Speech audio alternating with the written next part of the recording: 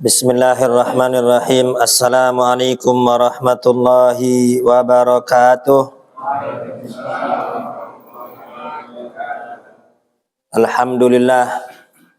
Wassalatu wassalamu ala rasulillah Sayyidina Muhammad ibni Abdillah wa ala alihi wa sahbihi wa man walah.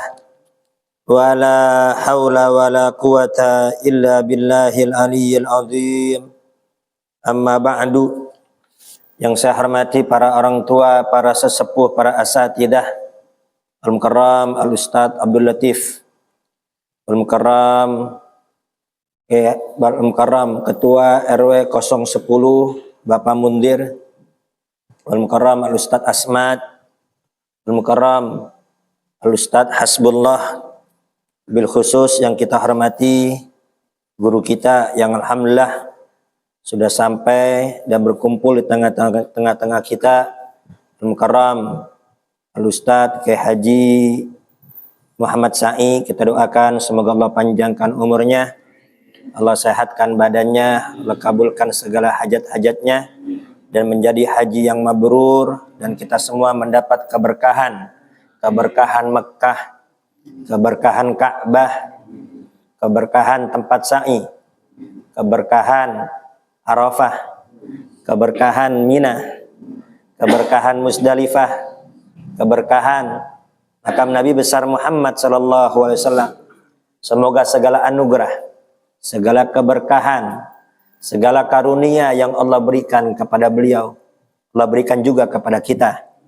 Dan semoga dalam waktu dekat kita semua bisa ziarah makam Nabi besar Muhammad, bisa ibadah tawaf di Ka'bah, bisa sa'i Safa Marwah, dan menjadi haji atau umrah yang diterima oleh Allah Subhanahu wa taala. Dan kita mohon kepada Allah semoga dengan berkah majelis ilmu segala hajat-hajat kita, baik hajat dunia maupun hajat akhirat, semoga dikabulkan oleh Allah. Yang sakit di antara kita diangkat segala penyakitnya, kesulitan kita dimudahkan oleh Allah, permasalahan kita semoga dibereskan oleh Allah. Yang memiliki hutang semoga dimudahkan untuk bayar hutang. Allah berikan kita rizki yang banyak, yang luas, yang berkah, dimudahkan untuk membantu agama, memakmurkan tempat kita nanti di akhirat, yaitu di surganya Allah Subhanahu wa taala, bermanfaat untuk muslimin wa muslimat, dan dapat mendidik, menyekolahkan anak kita di pendidikan yang bagus sehingga menjadi anak yang takut kepada Allah, menjadi ahli sujud, menjadi ahli Quran, menjadi ahli salawat, jadi anak-anak yang dapat membanggakan kita dan membanggakan Nabi besar Muhammad sallallahu alaihi wasallam. Keluarga kita yang belum sholat semoga dimudahkan untuk sholat, yang belum ke masjid dimudahkan untuk ke masjid, yang masih terjebak ke dalam kemaksiatan, terjebak pinjol, terjebak judi, terjebak zina, terjebak minum-minuman keras, masih malas ibadah kepada Allah, semoga diberikan taufik hidayah, dicabut dari hatinya kesukaan untuk berbuat dosa dan kembali kepada Allah Subhanahu wa taala. Dan semoga duduknya kita pada malam ini Allah catat sebagai amal soleh yang memudahkan kita untuk masuk ke dalam surganya Allah. Amin, Allahumma amin. Sebelum kita mulai ta'lim kita, terlebih dahulu kita baca Fatihah untuk mu'allif kitab dan untuk guru-guru kita yang sudah mendahului kita.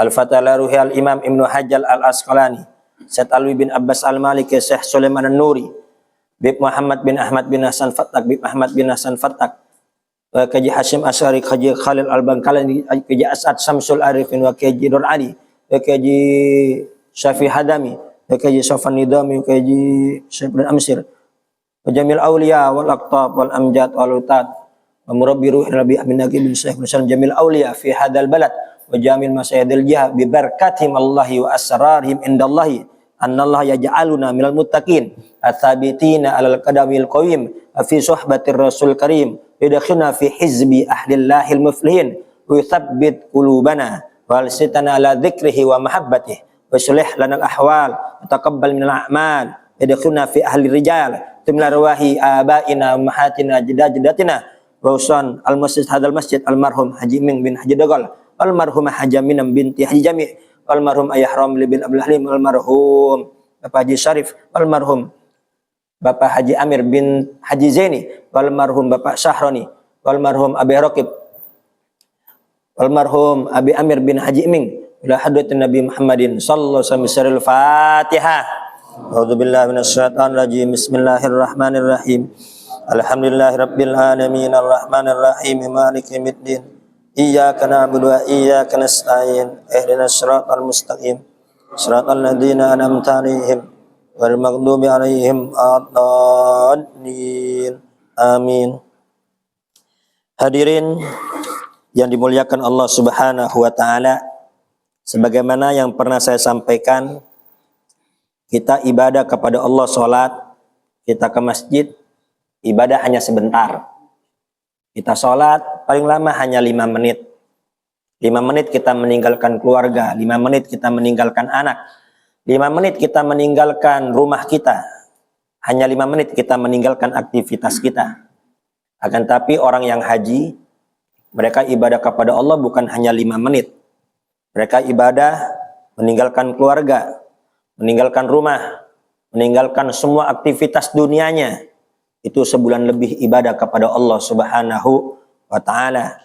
Maka tidak heran apabila Nabi besar Muhammad sallallahu alaihi wasallam berdoa, meminta kepada Allah, dan doa Nabi pasti mustajab. Doa Nabi pasti dikabul oleh Allah Subhanahu wa ta'ala. Sebagaimana dinukil oleh Imam Ghazali dalam kitabnya Ihya Ulumuddin, Nabi besar Muhammad berdoa, Allahumma gfir lil haji wa liman istaghfara lahul haj. Ya Allah, ampuni orang-orang yang pergi haji, dan ampuni pula orang-orang yang diistighfari oleh orang yang haji. Makanya sunnah, apabila ada orang yang datang haji, kita minta doanya. Kenapa? Karena doa-doanya sedang diijabah oleh Allah Subhanahu wa ta'ala.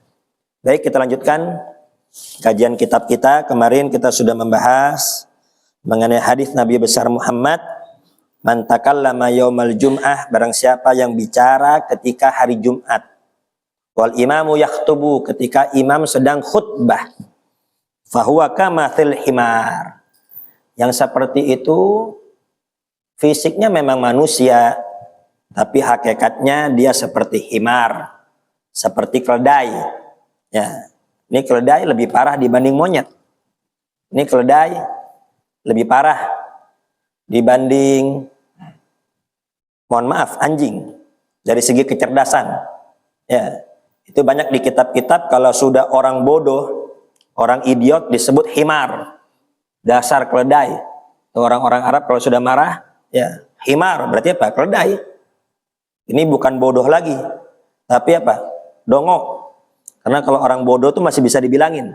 Ya, orang nggak tahu, dibilangin, dia nerima. Oh ya, mohon maaf, saya tidak tahu. Terima kasih, sudah diingatkan. Tapi ada orang yang dongok. Nah, dongok ini nggak bisa dibilangin. Ya, kagak bisa dibilangin. Ya, ketika diingetin, dah tahu apa lu katanya.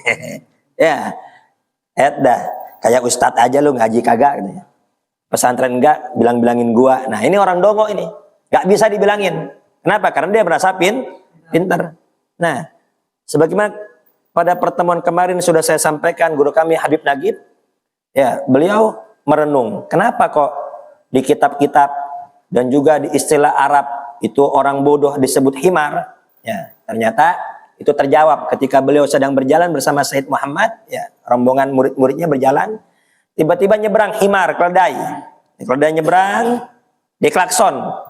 Umumnya binatang diklakson kabur, lari. Ya, mereka tidak punya akal tapi punya insting. Ini bahaya.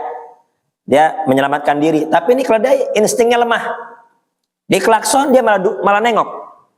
Habis nengok duduk dia. Lah kan gak bisa lewat. Oh, kata Habib Nagib, pantas. Ya, kenapa kok orang dungu disebut himar? Nah, itu yang ngobrol ketika khotib Jumat, yang main HP ketika khotib Jumat, itu fisiknya aja, dohirnya manusia, tapi memori akalnya itu apa? Keledai. Ya, coba kita sebut keledai, marah gak dia? Ya Allah. Yahmilu asfaro, seperti keledai bawa kitab. Ini keledai dulu kan nggak ada angkutan mobil. Dulu angkutan barang bukan mobil, tapi apa? Keledai. Keledai onta, ya keledai bawa kitab-kitab di atasnya, nggak bermanfaat. Dia nggak bisa baca, dia nggak paham isinya. Sama orang yang hadir Jumat tapi dia ngobrol, orang hadir Jumat dia bercanda, orang hadir Jumat dia main HP, ya dia sama seperti keledai, karena dia nggak tahu apa yang disampaikan oleh khatib. Dia nggak bisa mengambil kebaikan-kebaikan, dia nggak bisa mengambil nasihat, dia nggak bisa mengambil ilmu yang disampaikan oleh khatib. Ya pulang dari Jumatan, ya sudah dengan memori kosongnya. Tidak ada ilmu, tidak ada hikmah, bahkan tidak ada adab. Na'udzubillah min dzalik. Nah, berdasarkan hadis ini, ya, berdasarkan hadis tersebut, nah di sini Said Alwi bin Abbas Al-Maliki, guru daripada Mbah Maimun Zubair, beliau berkata, tahrimul kalam mutlaqon waqtal khutbah. Ya, waqta khutbatil jum'ah.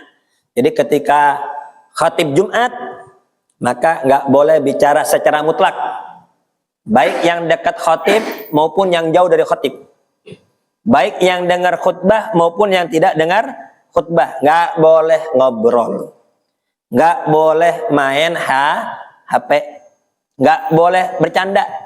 Akan tapi hendaknya dia menyimak apa yang disampaikan oleh khatib. Wa illam yasma'ha bih, meskipun nggak dengar. Meskipun dia nggak dengar, nggak ada alasan bagi dia untuk ngobrol. Meskipun nggak sampai itu suara speaker ke tempat dia duduk, nggak ada alasan untuk dia main HP. Hanya saja nanti ada ulama yang membolehkan apa? Berzikir. Jadi bagi yang mendengar khatib, maka tasbih taruh. Ya, ini lagi Jumatan. Yang muter tasbih kalau khatib udah naik ke atas mimbar. Kenapa? Karena kalau kita muter tasbih, ini akan terpecah. Fokus kita akan terpecah. Nggak mungkin kita bisa memahami secara sempurna apa yang disampaikan oleh khatib ketika kita sibuk di dzikir. Ya, jadi ketika khatib naik ke atas mimbar, tasbih kita taruh. Kalau tasbih ditaruh, apalagi handphone. Ya. Dengarkan khatib.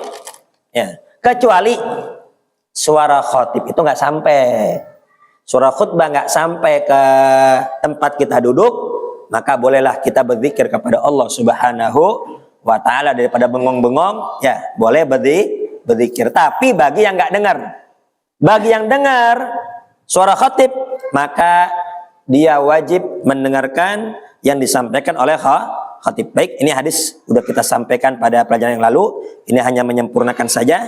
Kemudian kita lanjutkan. An Jabir radhiyallahu anhu qala, dari sahabat Jabir, semoga Allah meridhai beliau. Dakhala rajulun yaumal jum'ah. Ya, ada seseorang baru datang ketika hari Jumat, wan nabiyyu sallallahu alaihi wasallam yakhutubu, dan Nabi besar Muhammad sallallahu alaihi wasallam sedang khutbah. Jadi orang telat itu dari dulu udah ada. Ya, orang datang ketika khatib khutbah itu udah ada. Ya, akan tapi ini nggak ada. Khatib udah kelar dia baru datang, nggak ada tuh. Itu bid'ah itu yang begitu. Ya, yang begitu bid'ah. Ini kadang ada. Khatib udah kelar dia baru datang. Ngoceh lagi di belakang, dah khatib cepat banget. Nah, bukan khatib cepat banget. Lo kemana aja? Ya, bukan khatibnya cepat banget. Ente kemana aja? Ada adzan pertama, ada adzan kedua. Lah, khatib sampai 2 khutbah dia kagak denger. Segala protes lagi, khatibnya cepat banget. Dianya yang baru datang. Faqala shallaita, Nabi sedang khutbah. Ada yang baru datang. Ada yang baru datang langsung duduk. Kemudian ditegur oleh Nabi. Lagi khutbah. Nanti kita bahas nih, ini gimana khatib nih. Lagi isi khutbah tiba-tiba memutus khutbahnya. Ini hukumnya bagaimana? Nah, ini pernah dilakukan oleh Nabi besar Muhammad sallallahu alaihi wasallam. Ya, ketika Nabi sedang khutbah, ada yang baru datang duduk. Kemudian ditanya sama Nabi, "Sholaita, kau sudah sholat belum?" Maksudnya sudah sholat tahiyatul masjid atau belum? Ya, qala la. Kata dia, belum ya Rasul. Qala qum fasholli rakaatin. Bangun ente, sholat dulu 2 rakaat. Disuruh bangun sama Nabi, sholat 2 rakaat. Dan Nabi besar Muhammad kembali melanjutkan khutbahnya. Muttafaqun alaih, ini hadis riwayat Sahih Bukhari dan Sahih Muslim. Ini kuat ini hadis. Ya. Al-ma'na al-ijmali, makna secara global, yarwi Jabirun bin Abdullah haditsatan waqa'at wan nabiyul karim yakhtubu lil musallina yaumal jum'ah. Ini Sayyidina Jabir dalam hadis ini menceritakan kepada kita suatu kejadian. Itu pernah ketika Nabi sedang khutbah, ya, ada kejadian apa? Anna Sulaikan al-Ghatfani dakhala al-masjid. Ini Sulaik al-Ghatfani. Ya, dia datang terlambat. Ya, datang athna al-khutbah. Datang ketika di tengah-tengah Nabi sedang khutbah. Fajalasa, dia duduk. Walam yusolli tahiyatul masjid, dia enggak sholat tahiyatul masjid, dia langsung duduk. Ya, fanadahun Nabi sallallahu alaihi wasallam qailan lahu. Kemudian Nabi besar Muhammad manggil dia, ya, shallaita, ya, kau sudah sholat belum? Fajabahur rajul bin nafi. Kemudian Sulaik berkata, belum ya Rasul. Fa amarahu alaihi salam an yakuma. Kemudian Nabi besar Muhammad memerintahkan dia untuk bangun. Wa yusalli raka'ataini tahiyatul masjid, dan sholat dulu tahiyatul masjid. Akhirnya apa? Ya, ini Sulaik al-Ghatfani, dia bangun dan sholat tahiyatul masjid. Fikul hadis. Pelajaran apa yang dapat kita ambil dari hadis ini? Yang pertama, amrul khatibi wan nahyu fil khutbah wa bayanul ahkamil muhtaji ilaiha la yaqta'ut tawali al-masyruti fil khutbah. La yaqta'ut tawali al-masyrutu fil khutbah. Bal kullu dzalika yu'addu minha. Nah, ini perlu dicatat ini. Ya. Ini semua perintah khatib dan larangan khatib. Jadi ketika khatib memerintahkan atau khatib melarang, ya, yang mana isinya itu menjelaskan hukum yang sangat dibutuhkan. Itu tidak memutuskan khutbah. Ini khutbah ini harus terus-menerus bersambung, nggak boleh terputus. Ya, baik dari khutbah pertama sampai khutbah kedua, sampai nanti mengerjakan sholat, itu nggak boleh keputus. Nah, ini bagaimana? Nabi besar Muhammad sedang khutbah, tiba-tiba Nabi putus. Nabi ngasih tahu dulu Sulaik, negur Sulaik, udah sholat belum? Belum. Sholat, bangun. Ya, ini tidak memutus sholat. Kenapa? Karena berkaitan dengan Jumat. Karena berkaitan dengan hukum. Ya, ini pernah juga ketika saya khutbah di daerah Cilincing. Ya, memang daerah Cilincing ini agak lain. Bahkan ketika corona itu di Cilincing nggak berlaku. Ya, di Cilincing nggak berlaku, yang nikahan tetap nikahan Cilincing mah. Ya, di situ ya corona nggak berlaku itu. Nah, jadi memang orang pinggir laut tuh lebih keras. Ya, mereka lebih keras, dan anak-anak juga tuh, anak-anak kecilnya lebih sulit diatur. Itu terkenal itu. Nah, itu di daerah Cilincing ada daerah Gang Macan. Ya, namanya udah Gang Macan. Ya, Jumatan. Jadi ketika Jumatan saya khutbah di situ. Ternyata di belakang tuh ada orang bercanda. Kalau yang bercanda itu bocah, ya masih mending. Ini yang bercanda yang udah nggak muda lagi, ya, sepantaran Bang Agus, ya, ya udah ini, bukan udah tua, bukan, ya, maksudnya udah nggak muda, ya. Ini mohon maaf nih, saya sulit bahasanya, ya, ini bingung saya ngomong apa nih. Pokoknya gitu dah, pokoknya bukan anak muda, udah lumayan lah umurnya, dibilang tua juga enggak, ya. Bercanda itu colek-colekan Pak. Colek-colekan ketawa. Yang lain gak ada yang berani negor.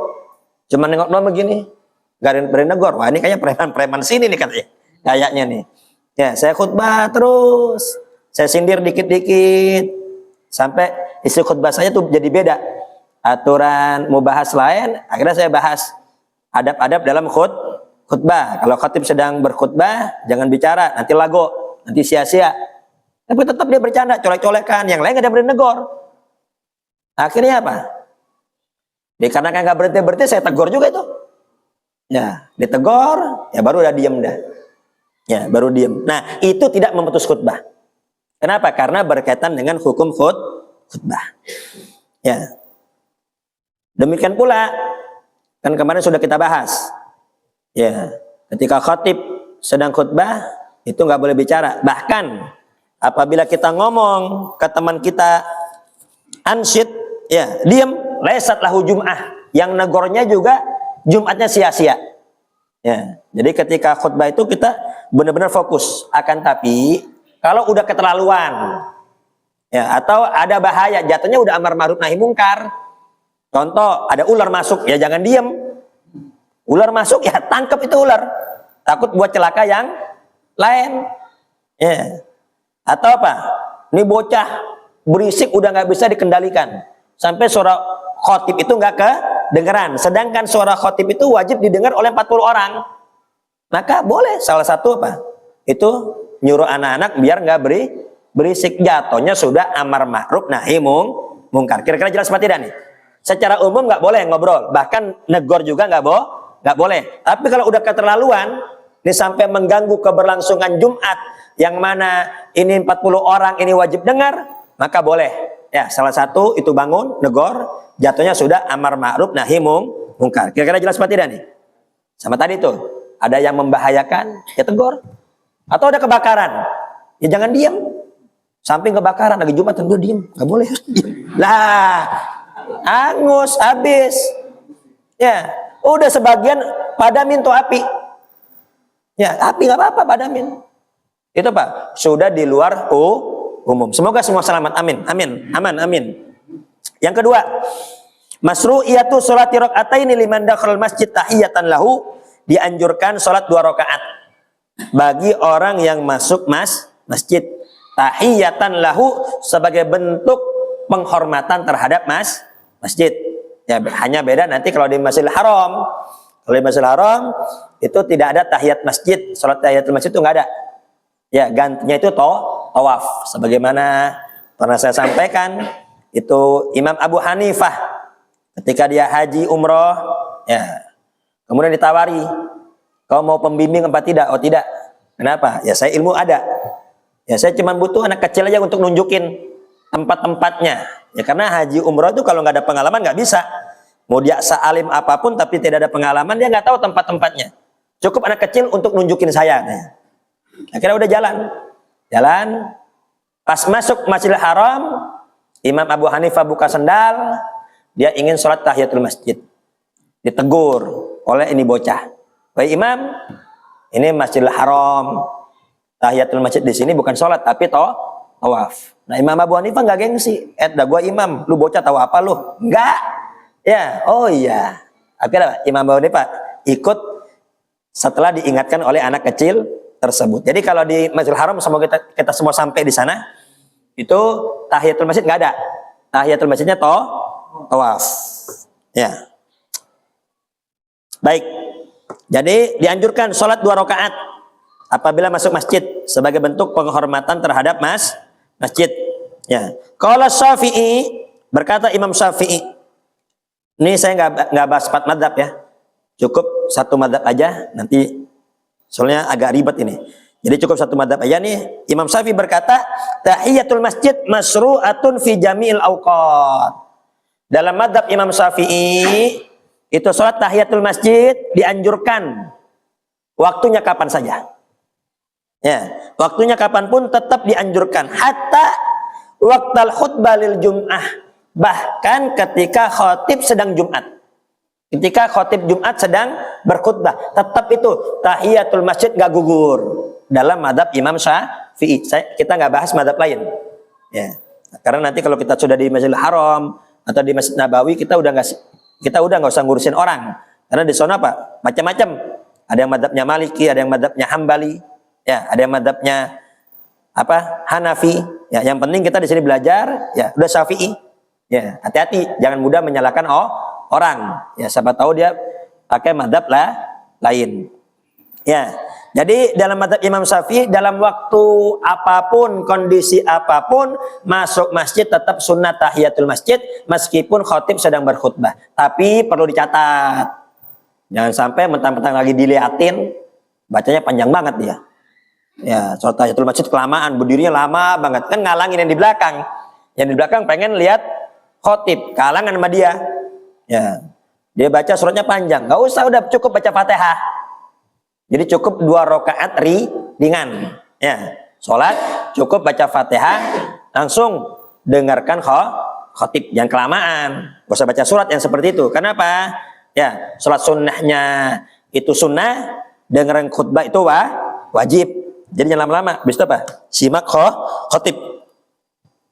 Nah, wa humila haditsun nahyi anis shalah ba'dal fajr hatta tatlu asy-syams.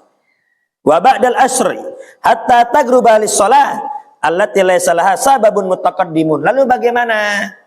Kan ada larangan. Ada waktu-waktu sholat yang diharamkan. Ya, ba'da subuh sampai terbit matahari nggak boleh sholat. Makanya nggak ada ba'diyah subuh. Ya, orang kalau sholat ba'diyah subuh itu bukan dapat pahala, tapi dapat dosa. Lah kan saya sholat. Kalau nyolong judi dapat dosa wajar lah. Ini sholat masa dapat dosa? Yang benar aja Ustadz. Ya, Ustadz apa ini masa sholat dosa katanya? Nah, bukan masalah itunya. Ya, yang bikin dosa ente bikin aturan sendiri. Jadi kita ini la ilaha illallah, aila ma'budu bihaqqin fil wujudi illallah. Tidak ada yang berhak disembah di dunia ini kecuali Allah. Muhammadur Rasulullah, cara nyembahnya dengan caranya Nabi besar Muhammad sallallahu alaihi wasallam. Jadi kita bukan hanya diperintahkan untuk sholat, tapi kita juga diperintahkan untuk tunduk, ikut aturan Allah dan Rasulnya. Jangan menurut saya, jangan menurut hemat saya, jangan perkiraan saya, nggak boleh itu nggak kepake dalam agama. Ya, jadi pada subuh nggak ada sholat. Sama ba'da asar, itu ba'da asar juga nggak ada sholat. Ya, kecuali ini ada beberapa yang dibolehkan di antara kodo sholat itu kodonya bebas. Ya, tapi jangan depan umum, nanti jadi fitnah. Ya, kan orang mana tahu kita kodo. Ya, ntar di rumah, ya.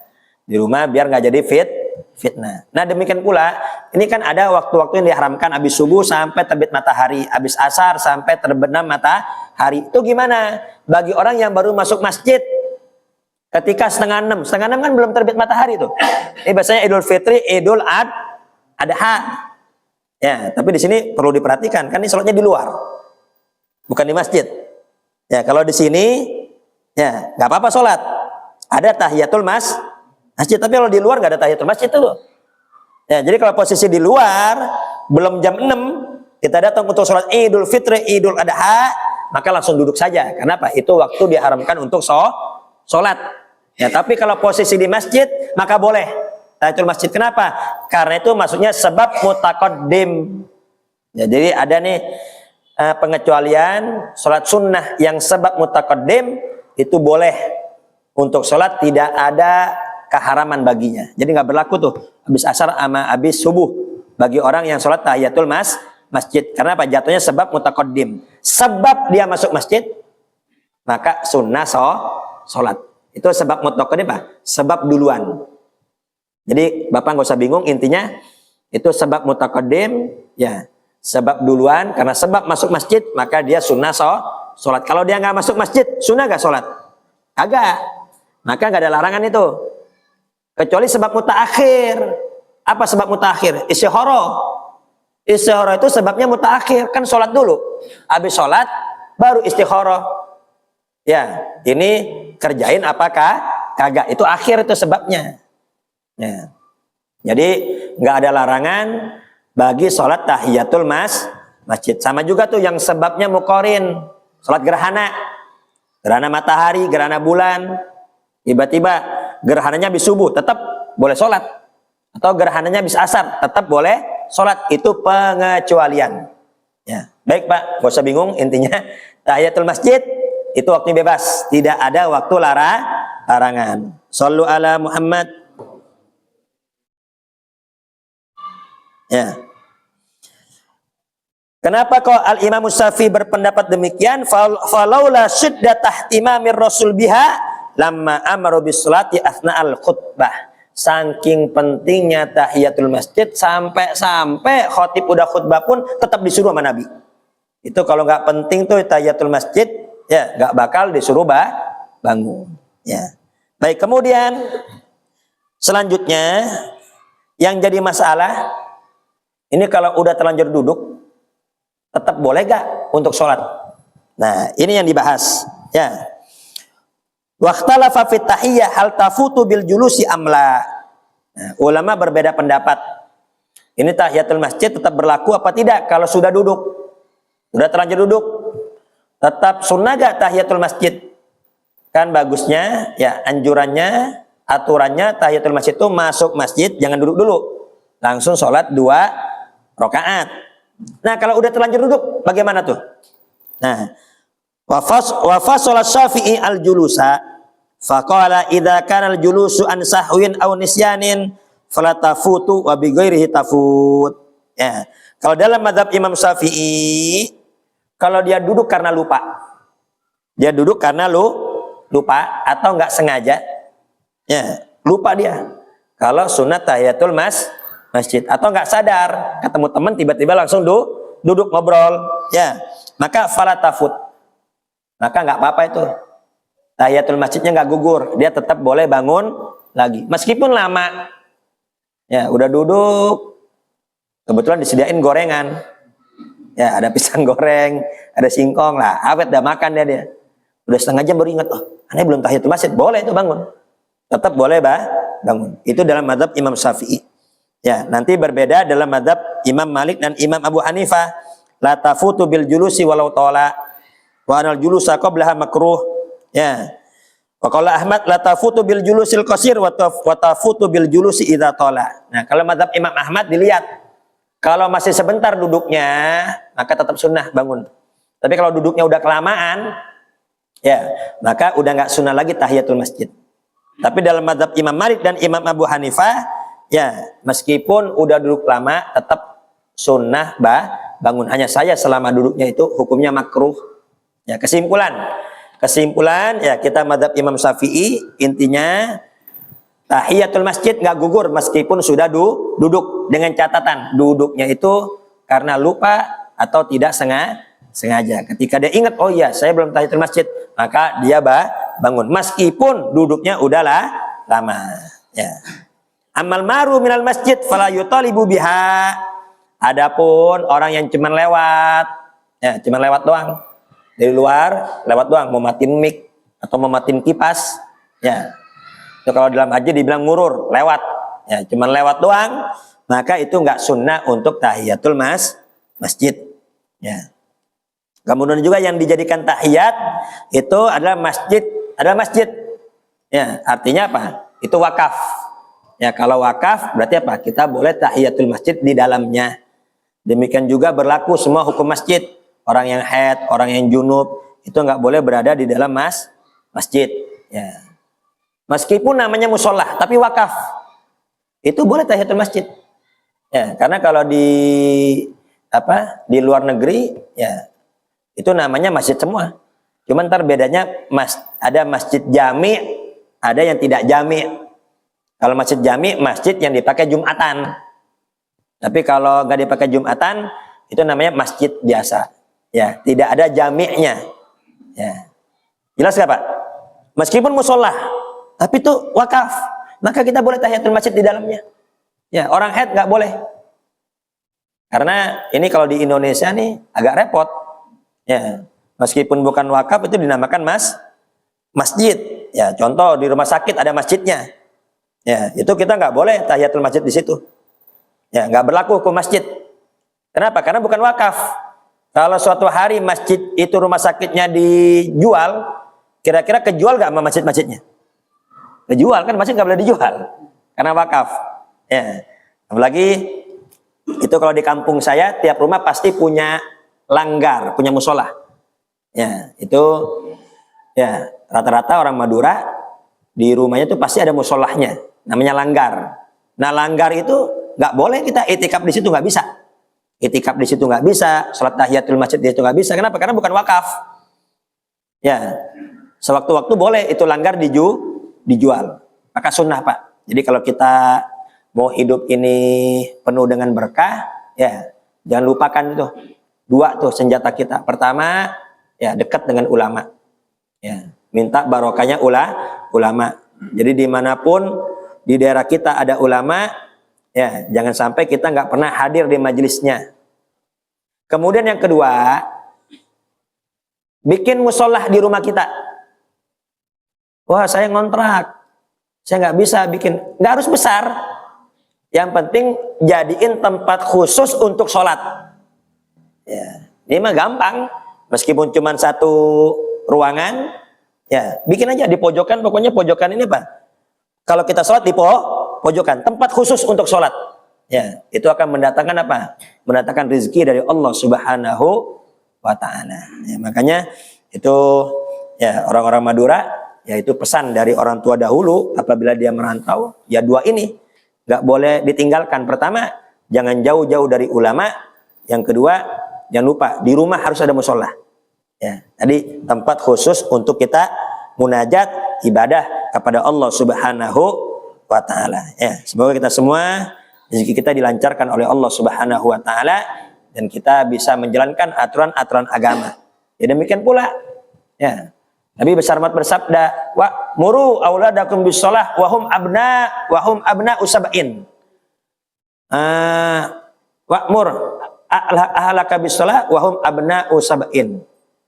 Kemudian ketika wadribuhum ala tarkiha wa hum abna'u asrin. Kemudian wa farriquhum fil madaji. Ya, au kama qol. Jadi perintahkan anak kalian sholat ketika usia 7 tahun.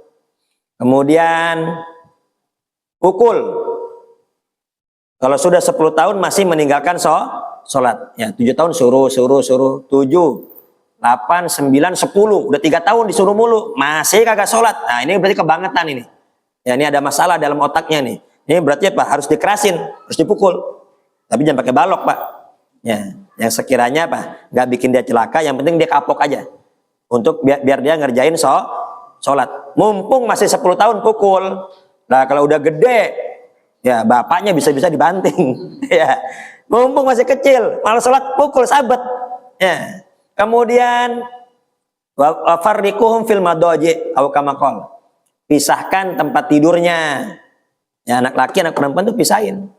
Jangan sama tempat tidurnya. Ya. Ini gimana? Saya ngontrak, rumah cuma sepetak. Ya, minta sama Allah. Ya Allah, saya ingin menjalankan syariatmu. Ya, ini saya nggak mau sebetulnya anak-anak saya campur seperti ini, tapi kondisi ruangan yang nggak bisa. Ya, tolong ya lancarkan rezekiku ya Allah agar aku bisa menjalankan syariatmu. Insya Allah nanti rezeki kita akan diluaskan oleh Allah Subhanahu wa Ta'ala. Ya, yang penting apa? Pisahkan saja, mau pakai apa? Bantal kek, mau pakai meja kek, yang penting ada penghalang. Bayangin tuh adik kakaknya suruh pisah. Adik kakak suruh pisah. Lah ini. Ya. Saudara bukan, keluarga bukan. Dibawa sama pacarnya, sampai nginep-nginep dibolehin. Ya Allah. Ya. Cuman disogok sama martabak mini. Martabak mini kan kecil itu. Ya, disogok sama martabak mini. Langsung bapaknya, ya udah ya hati-hati. Lah, badan tinggi gede, kumis melintang. Ya, anak perempuan dibawa monggo-monggo aja dia. Cuman disogok pakai martabak mini lah. Ya habis itu hamil. Nah, kalau udah hamil gimana? Ya, habis itu hamil. Minta dah 40 juta, 50 juta. Nggak mau dah yang ini. Akhirnya apa? Ditinggal. Ya, aneh yang begini. Ya, ada yang mau nikahin kudu 40-50 juta. Lagian yang haram gratisan itu. Yang haram gratisan itu. Ya, keperawanannya pecah. Ya, giliran ada yang mau ngehalalin harus 40-50 juta. Nah, ini kacau nih. Jadi, kalau kita punya anak, ya, sudah ada pasangannya dekat, ya, hendaknya jangan dipersulit pernikahan. Jadi, pernikahan itu sulit atau enggaknya tergantung kita. Ya, nikah itu dibikin gampangnya gampang, dibikin susah ya susah. Yang penting akad dulu aja. Ini terkadang tunangan. Ini tunangan bisa jadi pintu zina ini. Ini kebanyakan orang tunangan seakan-akan udah halal. Ya, akhirnya dibawa kemana aja boleh. Jadi tunangan itu belum halal. Itu masing-masing keluarga laki maupun keluarga perempuan harus saling mengingatkan. Ingat, ini cuman baru ikatan doang. Ya, baru perjanjian. Ya, mau nikah dan tidak menerima lamaran yang lain, bukan berarti itu boleh dibawa kemana-mana. Justru tunangan kelamaan ini bahaya. Ya, jadi gimana? Udah akad nikah aja dulu. Ya, akad nikah, ya lapor ke guru kita, ya bikin aja selamatan di sini, pengajian, akad dulu, ya. Adapun masalah resepsi, ada rezeki ya bikin resepsi, nggak ada rezeki ya udah. Yang penting apa? Buat kebutuhan dia sehari-hari. Ini buat resepsi sampai ngutang-ngutang. Lah emang habis resepsi nggak ada kehidupan lagi? Masih ada kehidupan habis resepsi itu, ya. Yang penting itu apa? Buat modal hidup dia ke depan. Kalau ada rezeki ya jangan bakhil, ada rezeki jangan pelit, keluarin. Ya, tapi kalau nggak ada rezeki jangan maksain. Ya, yang penting halal dulu. Shallu ala Muhammad. Waktu sudah habis, Bang? Udah berapa lagi? 8 menit lagi. Bismillahirrahmanirrahim. An Ibnu Abbasin radhiyallahu anhuma, dari Abdullah bin Abbas, semoga Allah meridai keduanya. Anna Nabiyya sallallahu alaihi wasallam, bahwasannya Nabi besar Muhammad sallallahu alaihi wasallam yaqra'u fi salatil jum'ah suratal jum'ah wal munafiqun. Itu Nabi besar Muhammad apabila salat Jumat beliau membaca 2 surat. Rakaat pertama baca surah Al-Jum'ah, rakaat kedua baca surah Al-Munafiqun. Ya, rawahu Muslim, hadis riwayat Imam Muslim. Ya. Walahu anin Nu'man bin Bishir kana yaqra'u fil idain wa fil jum'ah sabbihisma rabbikal a'la wa hal ataka hadithul ghasyiyah. Jadi Nabi besar Muhammad, ya, itu riwayat pertama tadi, itu kalau sholat Jumat baca 2 surat Jum'ah dan Munafikun. Ada juga riwayat lain, itu Nabi kalau sholat Id, baik Idul Fitri maupun Idul Adha, ya, beliau baca sabbihisma rabbikal a'la dan hal ataka hadithul ghasyiyah. Ya, jadi hendaknya Jumat nih baca 2 surat ini. Afdalnya baca surah Al-Jum'ah rakaat pertama, rakaat kedua baca Al-Munafikun. Ya. Jadi kadang ada yang protes tuh, kepanjangan katanya. Ya, akhirnya Jum'ahnya dibagi 2 dah. Ya, rakaat pertama dan rakaat kedua. Ya. Kemudian kalau nggak baca Al-Jum'ah, baca Al-A'la dan Al-Ghasyiyah. Ini masih ada yang protes. Ini imamnya kelamaan nih tadi baca sholatnya. Ya emang baca apaan? Al-A'la sama Al-Ghasyiyah. Ya memang itu bacaannya. Emang mau buru-buru kemana? Emang itu udah. Ya. Jadi sunnah ini ketika khutbah Jumat, khutbahnya jangan terlalu panjang. Ya, khutbah jangan terlalu panjang, sholatnya yang agak panjang. Ya, jadi artinya ketika Jumatan jangan baca surat yang pendek-pendek. Ini jangan sampai khutbah selama-lamanya, khutbah sepanjang-panjangnya, sholat sesingkat-singkatnya. Nah, ini mah berbenturan dengan sunnah Nabi besar Muhammad Sallallahu Alaihi Wasallam. Memang sholat Jumat tetap sah, tapi mukhalifus sunnah, bertentangan dengan sunnah Nabi besar Muhammad. Ya, jadi kalau Jumat itu, ya itu baca Al-A'la, Al-Ghasyiyah atau Al-Jum'ah atau Al-Munafikun. Jangan baca Qul ya kulhu. Ya, dalam keadaan normal jangan baca Qul ya kulhu. Ya, kecuali dalam keadaan darurat. Ya, seperti corona tempo hari. Ya, yang mana Jumatan nggak boleh terlalu lama, maka nggak apa-apa baca Qul ya kulhu.